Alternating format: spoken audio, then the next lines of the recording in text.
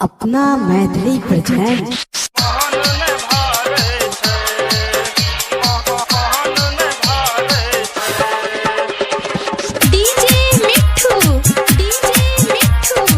राजा पटसोनी Sangeeta recording studio Hasanpur बाजार।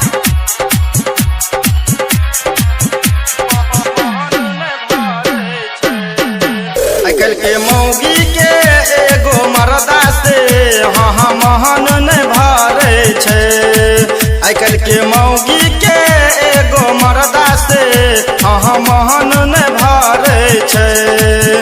एगो घरों में एगो बहारों में, एगो घरों में एगो बहारों में टाइम पास करे छे।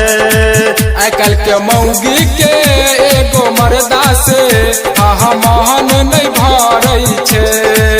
आजकल के मौगी के एगो मरदा से हाँ महन नहीं भरे छे।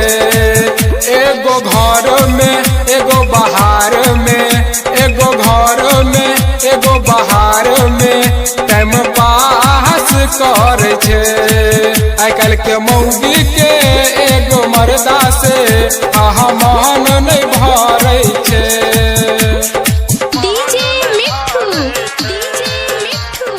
राजा पटसोनी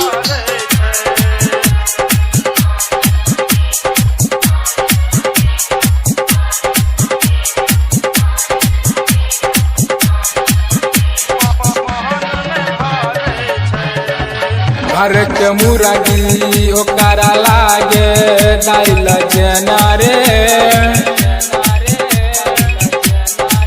बाहर के साग उखाड़े चिकन जना रे। घर के मुर्गी ओकर लागे दाल जेना रे। बाहर के साग के उखाड़े चिकन जेना रे। नंबर निकालै छै, फोन लगाबै छै, भर दिना बात करै छै। आजकल के मौगी के एगो मरदा से हाँ महन नहीं भरे छे।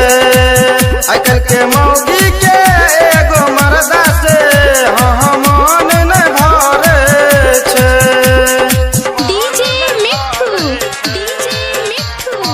राजा पटसोनी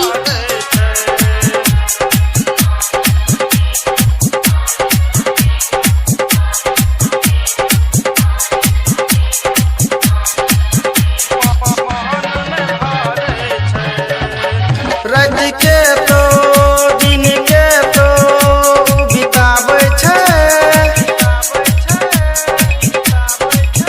हर थक के उमगर घर आबै छै। रात के तो दिन के तो बिताबै छै। हर थक के मगर घर आबै छै। सुमित शर्मा विजय दीवाना से रोज मिले छै।